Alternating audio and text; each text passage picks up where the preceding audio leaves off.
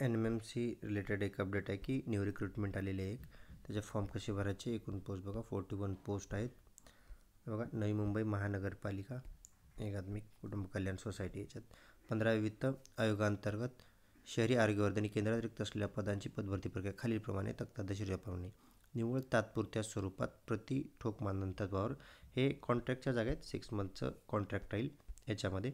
तर याचे फॉर्म कुठं भरायचे आहेत, तर याचे बघा फॉर्म स्टाफ नर्स पदाचे उमेदवारांनी हे जे आपलं बेलापूरचं जे मेन ऑफिस आहे हेल्थ डिपार्टमेंटचं, आरोग्य विभाग 3रा मजला, नवी मुंबई महानगरपालिका मुख्यालय, किल्ले गावठण, CBD बेलापूर, तिथे 15 ऑक्टोबरपासून ते 4 नोव्हेंबरपर्यंत फॉर्म भरू शकता.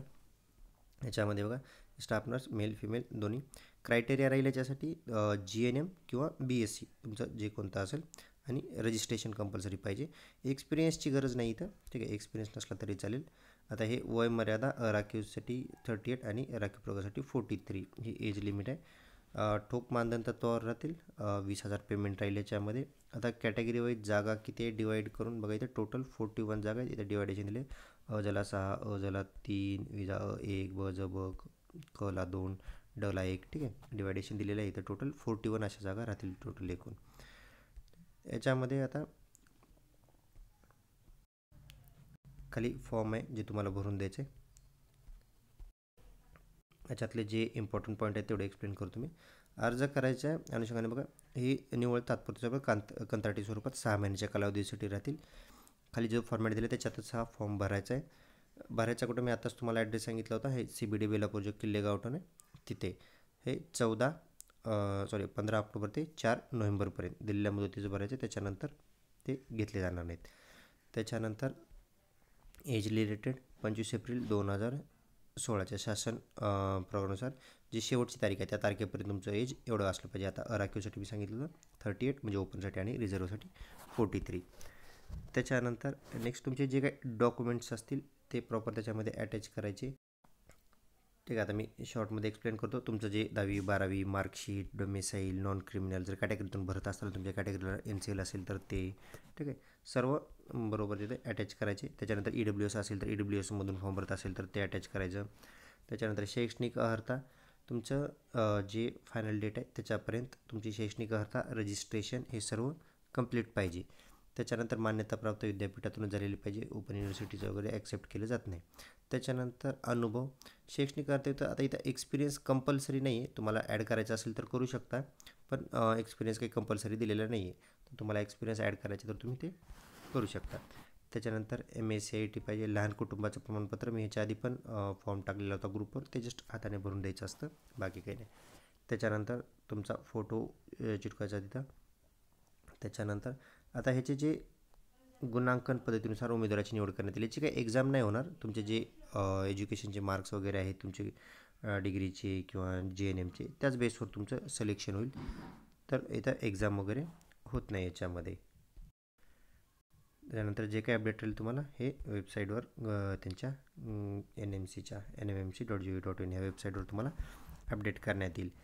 हा पत्ता परत दिलेला आहे त्यांनी, आणि खाली डेट दिलेली आहे. हा पत्ता आहे आणि हा डेट, तोपर्यंत तुम्हाला ते फॉर्म भरायचे आहेत.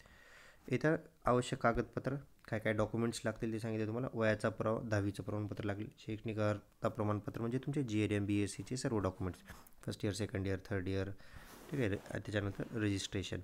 त्याच्यानंतर जर एक्सपिरियन्स असेल तर त्याचं अनुभवाचं प्रमाणपत्र. कॅटेगरीतून फॉर्म भरत असाल तर caste certificate, domicile, non criminal कोणाला ज्या कॅटेगरीला नॉन क्रिमिनल आहे त्या कॅटेगरीला, ज्यांना नाही त्यांना फक्त कास्ट सर्टिफिकेट. त्याच्यानंतर आधार कार्ड, पॅन कार्ड, सध्याचा तुमचा फोटो. जर विवाहित महिला असल्यास नोंद केली असेल त्याच्यात, तर नावात बदल असेल तर त्याचं गॅजेट. लहान कुटुंबाचं प्रमाणपत्र हे सगळं द्यावं लागेल. आणि फौजदारी गुन्हा दाखल नसल्याचं हमीपत्र, एक हमीपत्र द्यावं लागेल की तुम्हाला माझ्यावर कुठला गुन्हा वगैरे दाखल नाही, ठीक आहे, तेव्हा. हे फॉर्म आहे, हा फॉर्म भरायचा तुम्हाला. याच्यामध्ये इथं तुम्ही कुठल्या पोस्टसाठी अर्ज करता, इथं पोस्टचं नाव, इथं फोटो चिटकवायचा, तुमचं पूर्ण नाव, पत्ता, मोबाईल नंबर, जन्मतारीख, तुमचं आज वय किती आहे ते. त्याच्यानंतर तुमचं नॅशनॅलिटी, इथं राष्ट्रीय तो इंडियन टाकायचं. मॅरिड अनमॅरिड इथं लिहायचं. महाराष्ट्राचे आदिवासी आहे का, इथं यस. जातीचे प्रमाणपत्र, तुम्ही कॅटेगरीतून फॉर्म भरत असाल तर यस करा, नसेल ओपनमधून भरत असेल तर नो करा. आणि जर कॅटेगरीतून भरत असाल तर कोणती कास्ट इथं मेन्शन करायची, तिथं ईमेल ID. त्याच्यानंतर नेक्स्ट तुम्ही कुठल्या कॅटेगरीमधून अप्लाय करतात तिथं टिक करायचं. जसं तुम्ही एन टी डीमधून अप्लाय करत असेल तर इथे, ठीक आहे. बाकी कुठल्या ई डब्ल्यू एसमधून करत असेल तर इथे टिक करायचं.